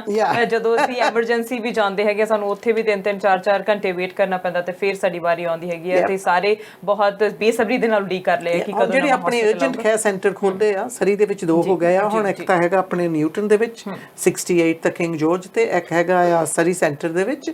ਉਹਨਾਂ ਦੇ ਨਾਲ ਵੀ ਬਹੁਤ ਫਾਇਦਾ ਪਿਆ ਆ। ਐਮਰਜੈਂਸੀ ਰੂਮ ਦੇ ਵਿੱਚ ਥੋੜਾ ਅੱਗੇ ਨਾਲੋਂ ਹਲਕਾ, ਇੱਕ ਕੋਵਿਡ ਕਰਕੇ ਵੀ ਲੋਕ ਥੋੜੇ ਡਰ ਕੇ ਇੱਦਾਂ ਜਾਂਦੇ ਨਹੀਂ ਹੈਗੇ। ਪਰ ਹੁਣ ਜਿਹੜਾ ਨਵਾਂ ਸੈਂਟਰ ਅਸੀਂ ਖੋਲ੍ਹਿਆ ਆ ਨਾ, ਨਰਸ ਪ੍ਰੈਕਟੀਸ਼ਨਰ ਸੈਂਟਰ ਇਨ ਕਲੋਵਰਡੇਲ, ਉਹਦੀ ਬਹੁਤ ਉਹ ਨਵਾਂ ਆ, ਸਿਰਫ ਦੂਸਰਾ ਖੁੱਲ੍ਹਿਆ ਸਾਡੇ BC ਦੇ ਵਿੱਚ। ਪਰ ਓਨਟਾਰੀਓ ਵਿੱਚ ਉਹ ਥਾਂ ਹੈਗੇ ਆ, ਉਹ ਜਿੱਥੇ ਲੀਡ ਹੁੰਦੀ ਆ ਅਨਐਕਸਪੀਰੀਅੰਸਡ ਨਰਸ। ਜਿਹੜਾ ਵੀ ਉੱਥੇ ਤੁਸੀਂ ਬਾਜੇ ਵੇਲੇ ਤੁਸੀਂ ਡਾਕਟਰ ਦੇ ਚੱਲ ਜਾਂਦੇ, ਤੁਹਾਨੂੰ ਡਾਕਟਰ ਦੀ ਨਹੀਂ ਲੋੜ ਹੁੰਦੀ, ਨਰਸ ਦੀ ਲੋੜ ਹੁੰਦੀ ਆ। ਉਹ ਕਈ ਕੰਮ ਉਹ ਨਰਸ ਪ੍ਰੈਕਟੀਸ਼ਨਰਸ ਕਰਨਗੇ ਤੇ ਉਹਦੇ ਨਾਲ ਹੁਣ ਉਹਦੀ ਰਜਿਸਟ੍ਰੇਸ਼ਨ ਖੁੱਲ ਗਈ ਆ ਤੇ ਸਰਵਿਸ ਵੀ ਖੁੱਲ ਜਾਣੀ ਆ ਆਉਂਦੇ ਮਹੀਨੇ ਨੂੰ। ਸੋ ਪਲੀਜ਼ ਜੇ ਤੁਹਾਡੇ ਕੋਲ ਡਾਕਟਰ ਹੈ ਨਹੀਂ, ਉੱਥੇ ਰਜਿਸਟਰ ਕਰੋ। ਜੀ ਬਿਲਕੁਲ, ਹੋਰ ਵੀ ਬਹੁਤ ਸਾਰੀਆਂ ਗੱਲਾਂ ਨੇ ਪਰ ਸਾਡੇ ਕੋਲ ਟਾਈਮ ਥੋੜਾ ਘੱਟ ਹੈ। ਕੀ ਤੁਸੀਂ ਕਹਿਣਾ ਚਾਹੁੰਦੇ ਆ ਸਰੀ ਦੇ ਵਾਸੀਆਂ ਨੂੰ, ਕੀ ਮੈਸੇਜ ਦੇਣਾ ਚਾਹੁੰਦੇ ਆ? ਅੱਜ ਤਾਂ ਮੈਂ ਇੱਕੋ ਹੀ ਮੈਸੇਜ ਦਊਂਗੀ। ਮੈਨੂੰ ਪਤਾ ਫੋਨ ਵੀ ਬਹੁਤ ਆਉਂਦੇ ਆ, ਲੋਕ ਡਰ ਗਏ ਆ ਵੀ ਆਪਣੇ ਨੰਬਰ ਵਧਣ ਲੱਗ ਪਏ ਆ। ਪਰ ਆਪਣੇ ਨੰਬਰ ਤਦ ਵਧਣ ਲੱਗ ਪਏ ਆ ਕਰਕੇ ਲੋਕ ਥੋੜੀ ਢਿੱਲ ਕਰ ਲਈ ਆ। ਪਾਰਟੀਆਂ ਹੋ ਰਹੀਆਂ ਆ, ਸੋਸ਼ਲ ਗੈਦਰਿੰਗਸ ਹੋ ਰਹੀਆਂ ਆ। ਸੋ ਇਸ ਕਰਕੇ ਪਲੀਜ਼ ਸੋਸ਼ਲ ਗੈਦਰਿੰਗਸ ਨੂੰ ਥੋੜਾ ਕੰਮ ਕਰ ਦਿਓ। ਡਾਕਟਰ ਬੌਨੀ ਦੇ ਜਿਹੜੇ ਰੂਲਸ ਬਣਾਏ ਆ ਉਹਨਾਂ ਨੂੰ ਫੋਲੋ ਕਰੋ। ਤੇ ਕਿਉਂਕਿ ਵੀ ਮੈਂ ਨਹੀਂ ਚਾਹੁੰਦੀ ਵੀ ਸਾਡੇ ਇੰਨਾ ਵੱਧ ਜਿਵੇਂ ਖਰਬ ਤੇ ਜਿਹੜੀਆਂ ਸਰਜਰੀਜ਼ ਇਸ ਵਕਤ ਰਾਤ ਦਿਨ ਹੋ ਰਹੀਆਂ ਆ, ਫਿਰ ਉਹਨਾਂ ਨੂੰ ਵੀ ਰੋਕਣਾ ਪਵੇ। ਜਿਹੜੇ ਟੈਸਟ ਹੋ ਰਹੇ ਉਹਨਾਂ ਨੂੰ ਵੀ ਰੋਕਣਾ ਪਵੇ। ਪਰ ਇਹ ਵੀ ਨਹੀਂ ਮੈਂ ਚਾਹੁੰਦੀ ਵੀ ਜਿਹੜੀਆਂ ਆਪਣੀ ਬਿਜ਼ਨਸ ਸੈਕਟਰ ਫਿਰ ਚਾਲੂ ਹੋਇਆ ਆ ਵੀ ਉਹਨਾਂ ਤੇ ਫਿਰ ਹੋਰ ਰੁਕਾਵਟਾਂ ਲਾਉਣੀਆਂ ਪੈਣ। ਤੇ ਕੋਈ ਨਹੀਂ ਚਾਹੁੰਦਾ, ਸਾਰੇ ਚਾਹੁੰਦੇ ਆ ਵੀ ਇਹਦੀ ਖਰਬ ਨੂੰ ਥੱਲੇ ਲੈ ਆਈਏ। ਆਪਣੇ ਕੋਲ ਐਕਸਪੀਰੀਅੰਸ ਹੈਗਾ, ਅਸੀਂ ਕਰ ਹਟੇ ਆ, ਅਸੀਂ ਲੈ ਆਂਦੀ ਸੀ ਖਰਬ ਥੱਲੇ। ਇਸ ਕਰਕੇ ਮੈਨੂੰ ਪੂਰਾ ਭਰੋਸਾ ਹੈਗਾ ਆ ਆਪਾਂ ਸਾਰੇ ਮਿਲ ਕੇ ਇਸ ਖਰਬ ਨੂੰ ਥੱਲੇ ਲੈ ਕੇ ਆ ਸਕਦੇ ਆ। ਵਧੀਆ ਮੌਸਮ ਆ, ਬਾਹਰ ਜਾਵੋ, ਇੰਜੋਏ ਕਰੋ। ਪਰ ਪਲੀਜ਼ ਜੇ ਤੁਸੀਂ ਬਿਮਾਰੀਆਂ ਘਰ ਰਹੋ, ਵਾਸ਼ ਯੋਰ hands often, stay 6 feet apart. ਤੇ ਜੇ ਤੁਸੀਂ ਬਾਹਰ ਜਾਂਦੇ ਆ, ਜਿੱਥੇ ਤੁਸੀਂ ਬਈ ਗਰੋਸਰੀ ਸ਼ਾਪਿੰਗ ਜਾਣਾ ਆ, ਫਿਰ ਮਾਸਕ ਪਹਿਨ ਲਵੋ। ਕਿਉਂਕਿ ਮੈਂ ਤਾਂ ਹੁਣ ਮਾਸਕ ਕੋਲ ਹੀ ਰੱਖਦੀ ਹੁੰਦੀ ਆ, ਜੇ ਕੋਈ ਲਾਗੇ ਆਵੇ ਤਾਂ ਮਾਸਕ ਪਹਿਨ ਲਈਦਾ ਹੈ, ਰਾਈਟ? ਕਰਕੇ ਕਈ ਜਗ੍ਹਾ ਇੱਦਾਂ ਹੁੰਦੀਆਂ ਵੀ ਤੁਸੀਂ ਦੂਰ ਵੀ ਨਹੀਂ ਰਹਿ ਸਕਦੇ। ਬਟ ਜਿਹੜੀਆਂ ਸੋਸ਼ਲ ਗੈਦਰਿੰਗਸ ਆ, ਉਹਨਾਂ ਨੂੰ ਪਲੀਜ਼ ਲਿਮਿਟ ਵਿੱਚ ਰੱਖੋ। ਅਸੀਂ ਇਹ ਨਹੀਂ ਕਹਿੰਦੇ ਵੀ ਇੱਕ ਦੂਸਰੇ ਨੂੰ ਦੋਸਤ ਮਿੱਤਰ ਨਾ ਮਿਲੋ, ਪਰਿਵਾਰ ਨਾ ਮਿਲੋ, ਪਰ ਜਿਹੜੇ ਕਾਨੂੰਨ ਬਣਾਏ ਗਏ ਆ ਉਹਨਾਂ ਰੂਲਸ ਮੁਤਾਬਕ ਮਿਲੋ। Stay a little bit apart. ਜੇ ਨਹੀਂ ਅਪਾਰਟ ਰਹਿ ਸਕਦੇ, ਮਾਸਕ ਪਹਿਨੋ। ਪਰ ਜਿਹੜਾ ਤੁਹਾਡਾ ਸੋਸ਼ਲ ਬਬਲ ਆ, ਉਹਨੂੰ ਸਮੋਲ ਰੱਖੋ। ਜਿੱਦਣ ਤੁਹਾਡਾ ਸੋਸ਼ਲ ਬਬਲ ਵੱਧ ਜਾਂਦਾ ਆ, ਇਹ ਸੋਚੋ ਜਿਹੜਾ ਵੀ ਇਨਸਾਨ ਤੁਸੀਂ ਇਨਵਾਈਟ ਕਰਦੇ ਆ ਆਪਣੇ ਸੋਸ਼ਲ ਬਬਲ ਦੇ ਵਿੱਚ ਨੂੰ, ਉਹ ਇਨਸਾਨ ਦੇ ਨਾਲ ਜਿਹੜੇ ਸਾਰੇ ਜੁੜੇ ਆ ਉਹ ਵੀ ਤੁਹਾਡੇ ਨਾਲ ਮਿਲਦੇ ਆ। ਤੇ ਹੁਣ ਕਈ ਕਹਿ ਦਿੰਦੇ ਵੀ ਨਹੀਂ ਮੈਂ ਕਰ ਲਿਆ ਮੰਡੇ ਰਾਤ ਨੂੰ ਮੈਂ ਨਾ 5 ਫਰੈਂਡਾਂ ਨੂੰ ਮਿਲਣਾ, ਟਿਊਜ਼ਡੇ ਨੂੰ ਮੈਂ ਉਹਨਾਂ 5 ਨੂੰ ਮਿਲਣਾ ਆ, ਵੈਨਸਡੇ ਨੂੰ ਮੈਂ ਉਹਨਾਂ 5 ਨੂੰ ਮਿਲਣਾ ਆ। ਫਿਰ ਤੁਸੀਂ ਸੋਚ ਲਓ ਵੀ ਜਿਹੜੇ ਉਹ 5 ਆ ਜੀ ਉਹ ਵੀ ਰੋਜ਼ ਰਾਤ ਨੂੰ 5 ਨੂੰ ਮਿਲਦੇ ਆ, ਤੁਸੀਂ ਆਪਣਾ ਸੋਸ਼ਲ ਸਰਕਲ ਕਿੰਨਾ ਵੱਡਾ ਬਣਾ ਲਿਆ ਆ। ਪਲੀਜ਼ ਅਸੀਂ ਕਰ ਸਕਦੇ ਆ, ਸਾਡੇ ਕੋਲ ਐਕਸਪੀਰੀਅੰਸ ਹੈਗਾ ਆ, ਅਸੀਂ ਅੱਗੇ ਵੀ ਕੀਤਾ ਆ ਤੇ ਮੈਨੂੰ ਪੂਰਾ ਭਰੋਸਾ ਹੈਗਾ ਵੀ BC ਵਾਲੇ ਇੱਕ ਵਾਰੀ ਫੇਰ ਇਸ ਕਰਵ ਨੂੰ ਥੱਲੇ ਲੈ ਕੇ ਆ ਜਾਣਗੇ। ਜੀ ਬਿਲਕੁਲ, thank you Jini, thank you being so sportive every time ਤੁਸੀਂ ਇਨਫੋਰਮੇਸ਼ਨ ਦਿੰਦੇ ਹੈਗੇ। ਬਹੁਤ ਬਹੁਤ ਧੰਨਵਾਦ ਤੁਹਾਡਾ। ਅਗਲੀ ਵਾਰੀ ਫਿਰ ਕੋਸ਼ਿਸ਼ ਕਰਾਂਗੇ ਕਿ ਜੋ ਵੀ ਅਨਾਉਂਸਮੈਂਟਸ ਹੈਗੀਆਂ ਉਹਦੇ ਬਾਰੇ ਤੁਹਾਡੇ ਤੋਂ ਜਾਣਕਾਰੀ ਲਈ ਜਾਵੇ। ਫਿਲਹਾਲ ਦੇ ਲਈ ਧੰਨਵਾਦ। ਥੈਂਕ ਯੂ ਜੀ। ਬਿਲਕੁਲ, ਜਿਨੀ ਸਿਮਸ, MLA ਜਿਨੀ ਸਿਮਸ ਦੇ ਨਾਲ ਗੱਲਬਾਤ ਹੋਈ ਹੈ ਤੇ ਇੱਕ ਹੀ ਗੱਲ ਦੇ ਉੱਤੇ ਜਿਹੜਾ ਹੈ ਉਹ ਪ੍ਰੈਸ਼ਰ ਪਾਇਆ ਜਾ ਰਿਹਾ ਹੈ ਕਿ ਕਰਵ ਨੂੰ ਦੁਬਾਰਾ ਤੋਂ ਸਾਨੂੰ ਫਲੈਟ ਕਰਨਾ ਪੈਣਾ ਹੈਗਾ ਹੈ, ਗਾਈਡਲਾਈਨਸ ਨੂੰ ਫੋਲੋ ਕਰਨਾ ਪੈਣਾ ਹੈ। ਹਮੇਸ਼ਾ ਸਾਨੂੰ ਜੋ ਵੀ ਗਾਈਡਲਾਈਨਸ ਦਿੱਤੀਆਂ ਜਾ ਰਹੀਆਂ ਨੇ, ਅਸੀਂ ਗਰੋਸਰੀ ਸਟੋਰ ਜਾ ਰਹੇ ਹੈਗੇ ਹਾਂ, ਮਾਸਕ ਪਹਿਨ ਕੇ ਜਾਈਏ, ਨਾਲ ਅਸੀਂ ਹੈਂਡ ਵਾਸ਼ਿੰਗ ਕਰਦੇ ਰਹੀਏ, ਹਾਈਜੀਨ ਦਾ ਧਿਆਨ ਰੱਖੀਏ ਤਾਂ ਕਿ COVID-19 ਦੀ ਜਿਹੜੀ ਕਰਵ ਆ ਫਲੈਟ ਕੀਤੀ ਜਾ ਸਕੇ। ਹੋਰ ਇਨਫੋਰਮੇਸ਼ਨ ਤੁਹਾਡੇ ਤੱਕ ਇਸ ਤਰ੍ਹਾਂ ਹੀ ਪਹੁੰਚਾਉਂਦੇ ਰਵਾਂਗੇ। ਫਿਲਹਾਲ ਮੈਨੂੰ ਦਿਓ ਇਜਾਜ਼ਤ। ਸਤਿ ਸ਼੍ਰੀ ਅਕਾਲ।